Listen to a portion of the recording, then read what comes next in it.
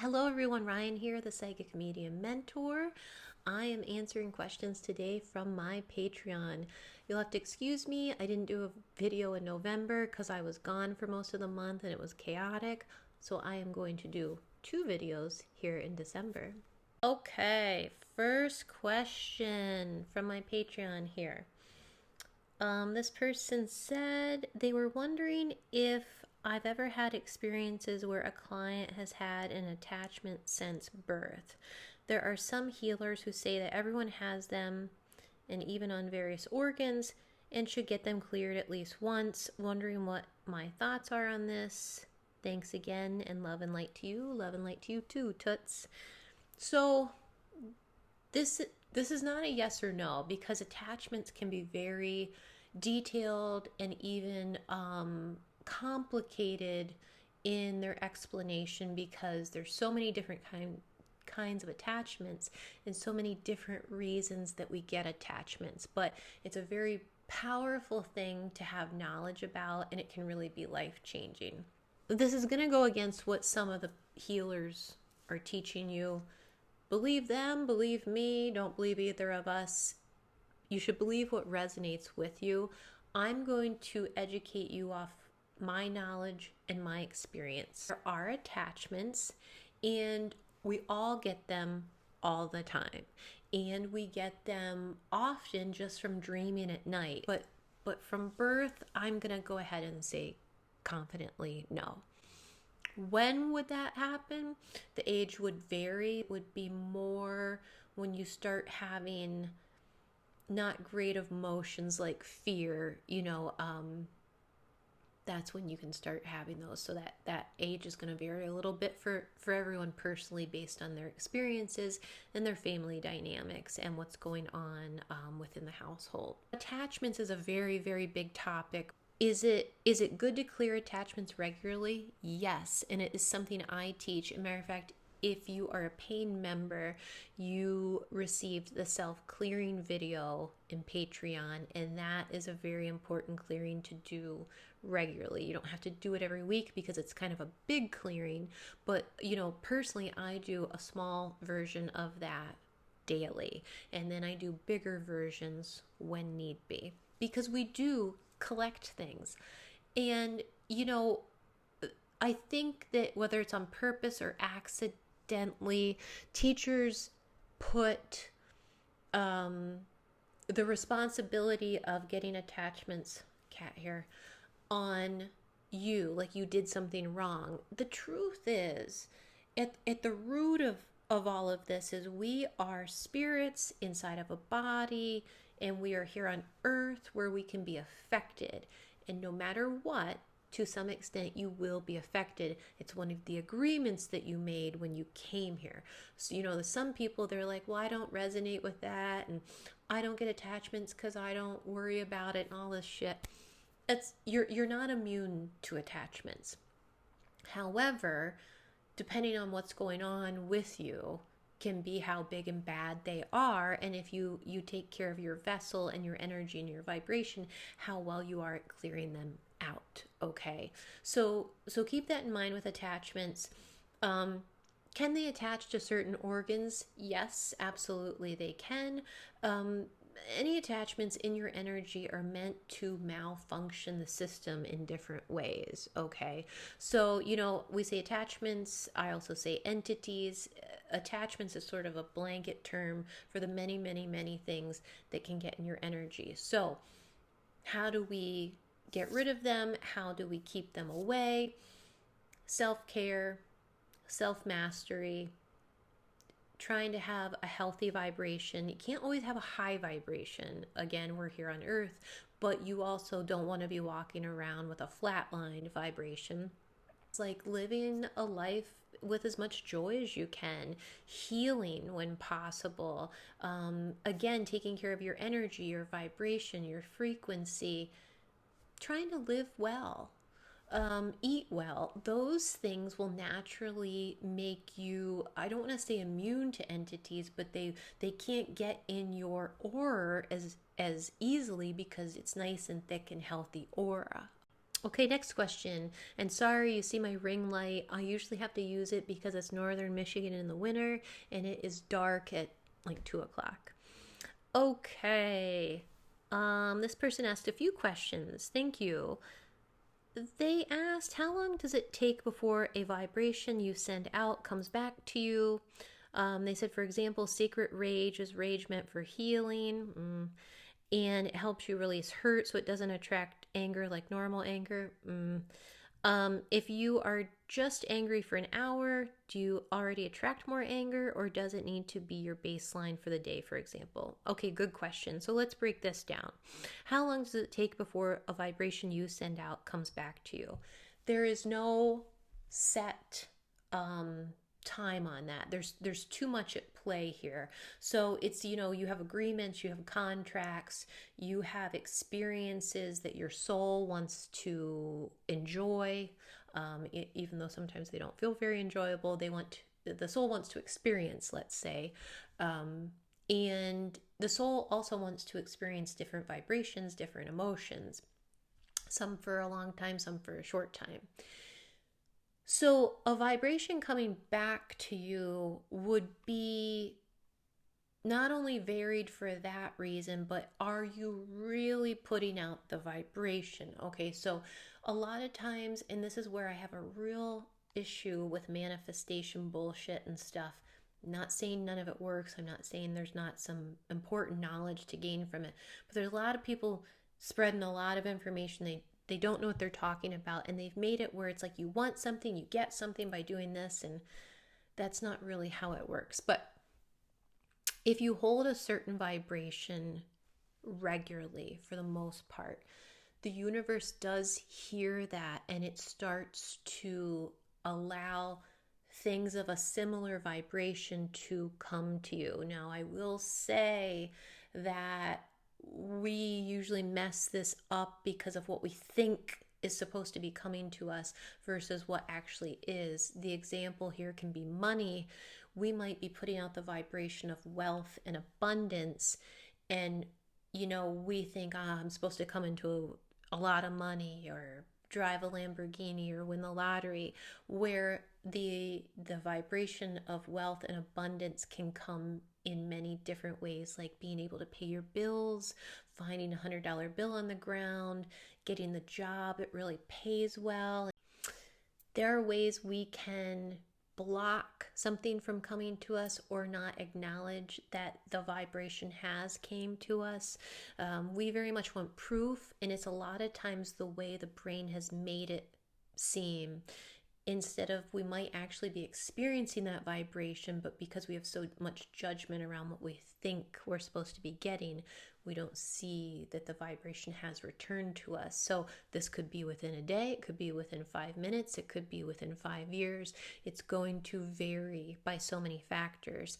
So I'm not saying you're worrying about it, but I guess for everyone, don't focus so much on what you're putting out and if you're getting it back.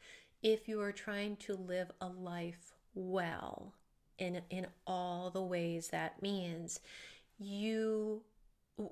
one that's being true to your heart, being a good person, living a life as much joy as you can, your life will generally reflect that. Not all the time. We came here to have some shit happen, right? But generally that will come back to you. And I suggest, so you can acknowledge it, you perhaps put no judgment on how it will be returned to you. Okay, hope that makes sense. I'll give you this little example. When I was younger, I dated around, and I was usually drawn to men that sometimes were womanizers or played hard to get, right? Because we will duplicate what we learned at home if we don't heal. About the time I was sort of having maybe an early awakening of sorts, where I thought, I don't want to date this kind of character anymore. I was starting to see my role in it and their role. And I just remember having a very natural epiphany, because this is before I knew I had psychic abilities, didn't know anything about manifestation. This is just, regular life. I remember thinking, I don't want to go out with this person anymore, and I'm just going to be single and enjoy my time. Well, that message that I sent out to the universe, I didn't know I was sending it out, was very natural. It was actually a sign of my growth and in that moment. And it was powerful enough that that same summer, I met and fell in love with my now husband, who is a totally different person than the character I was dating. And it was like once the universe heard my growth and my wants that were coming from my heart center, they were like, okay, now we can deliver you the same vibration. So keep that in mind. A lot of the things that you want to come to you, sometimes it's what the ego wants, what the soul wants will look very different. And it will be because you're not trying to get anywhere. You're not trying to do anything. You're naturally putting out a high vibration. You mentioned going on with that, if you're angry for an hour, if I could talk to you, attract more anger, or does it need to be your baseline? You know, we're not meant to shit rainbows. I say that all the time. You are allowed to swear in traffic. You're allowed to get upset. It doesn't mean everything's going to fall apart in the moment. Like, the universe, your guides, those in the unseen, they understand bad moments or having, frustrating times or difficulties. It is more important of how long you stay in that low vibration, and if you are doing things to progress and move forward and learn from these shitty things that happen and move on. That is the bigger vibration that they're looking at. And you know this. You run into people who they're always pissed off, they're always a victim, they're always in a bad mood. And isn't it funny, the people, for example, that are always a victim always have bad shit happening to them. Well, so it's like, but they're not learning anything. They're not learning. They're sitting down in the energy and they're just throwing up their hands. I'm a victim. Everything bad happens to me. Nothing good comes to me. And they're making themselves completely powerless. Well, that general baseline vibration is being reflected then to them. So keep that in mind. Don't worry about bad moments. Look at your life as a whole and your vibration as a whole. Okay. Do you think that shielding yourself for everything makes you unconsciously afraid of difficult situations? Does shielding for everything block your growth if there are less difficult situations coming through for you to learn from? So, good questions. A big misunderstanding of what shielding is, and we'll clear it up here. So, does shielding make you unconsciously afraid of difficult situations? So that you don't shield from experiences, and you're not shielding your conscious or your subconscious. So, and I'm gonna use a paper here, and excuse my drawing. So if this is you, that's probably backwards, but this is you. You are a ball of light, okay? And then you have an aura around you, okay? When we shield, and what she's referencing, I believe, is light shields. And like me right now, I have four on me.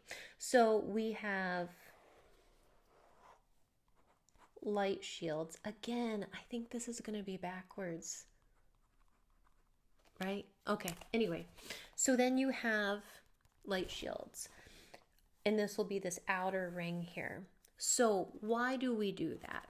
We do that because if you imagine you, let me get my thing back up here. Imagine you are electricity. You're pure electricity. And like an electrical wire, you have to have some containment, okay? And naturally you do. So even if you don't purposely shield yourself, you have, natural protection.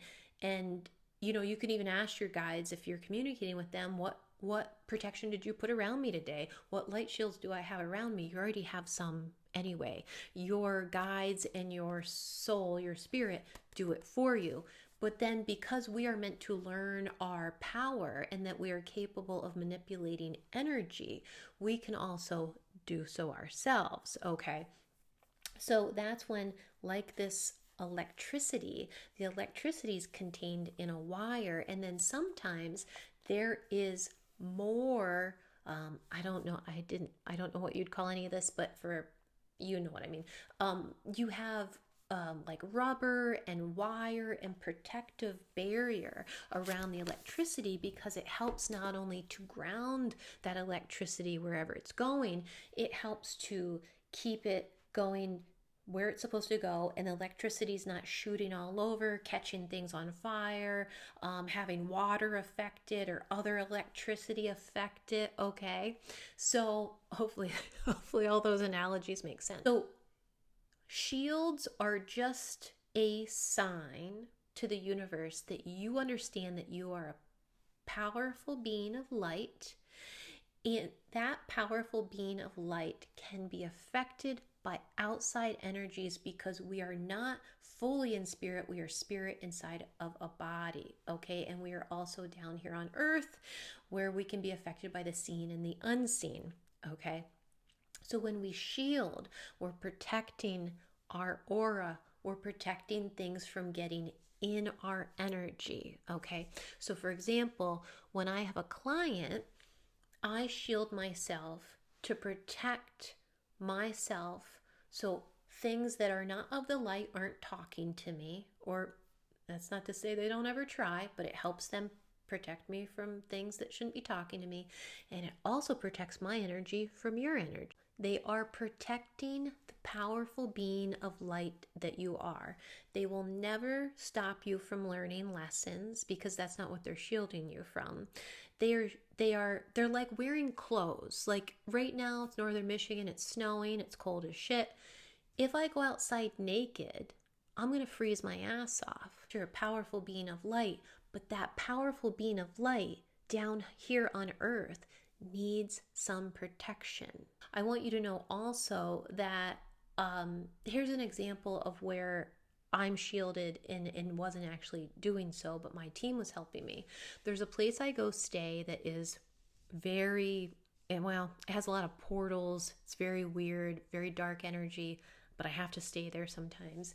And one night while I was starting to fall asleep, clairvoyantly, I saw this big white, it was almost like I was in a big white sheet that was being zipped up really fast. Well, because of the dark stuff that's in this place, my guides actually came in and went, whoop, we better zip you up with this white light. Okay, so that's what light shields are for. They are not to stop you from experiences or learning lesson or anything like that. What do I think about witchcraft, spells for abundance? Is it dangerous or just an amplifier of the energy? It can be both. You know, we are alchemists, and we can absolutely do spells to invoke certain things. But again, there's a lot more at play than just the spell. So there's really your intent, there's your vibration, what message you're sending out to the universe. All those things can help either push or pull that thing towards you, create a great or poor experience. It all comes down to you. Why are you doing the things you're doing? What is your vibration? What is your intent? You know, if you're playing with stuff you shouldn't be because your vibration's not good and you have, you know, icky intentions, what do you think's going to happen? Right. And I'm going to combine these next two questions because they're really the same. It's about, or they're similar. It's about crystals. They're saying that, you know, they use crystals and sometimes they work at first, and then when they try to do things later with them, like calming themselves down, crystals or other techniques become less effective. So when we first do something, there can be different things going on. We're excited. We're open to the possibilities and the newness of what we're trying. And so that energy flows freely and we're able to experience that thing. It can also sometimes be a placebo effect, which I love placebo effects. Some people say that and it's like a negative thing or disprove something. No. Placebos prove how strong the mind and the body and your energy is all connected, all entwined. Okay, so the placebo effect is proof of how we are really magicians. Okay, we can create energy, we can manipulate energy, and a lot of times we can change things going on with our body, and it has to start up here. Okay, having said that, I digress. So it can be those two things were going on. Then what happens is as you move forward, like let's say the crystal worked and it calmed you down. Well, now you have an expectation, you have a judgment placed. Like it worked before, it's got to work again, or I want it to work again. And then your judgment, the vibration of judgment, undoes it. Okay? We can totally trip ourselves up and talk ourselves out of things. I want to say also, your guides, it's not that they don't want you to use these tools. Like let's say crystal is a tool, okay? But at some point they'll say this lovely person keeps looking outside of themselves for the answer, for the solution. So we are going to teach her to not do that. And one of the ways they will teach you is they'll go, well, that's not going to work anymore. Oh, you keep using a pendulum? Not going to work anymore. Oh, you're only using tarot cards when you're really meant to learn how incredibly psychic you are? Not going to work anymore. They will say this person is looking at all these teachers and these healers and this guidance and this advice, and all of these things are outside of them, when really all of your divinity is inside of you. Your psychic abilities, your connection to spirit is not in a crystal. Your power to manipulate energy is not in a crystal. It's in you. Those things can definitely amplify energy. They can be protective, like a light shield for your energy. There's many things we're given that we can add into our toolbox, but ultimately, you're the toolbox. Okay, so remember that if you are always looking for things outside of yourself to strengthen your psychic abilities or to receive answers from spirit, your guides will lovingly teach you a lesson, and it can look like one where things aren't working anymore. It's not a crystal that's gonna like make it work. It's not the tarot cards that's gonna make it work. It's you. And so things will always be coming back to you and what's within you. Okay. Thank you so much for your questions. Have a good month. I will have another video for you later this month on my Patreon. I hope you have a wonderful and festive December. Don't put too much pressure on yourself and meditate. Much love, babes.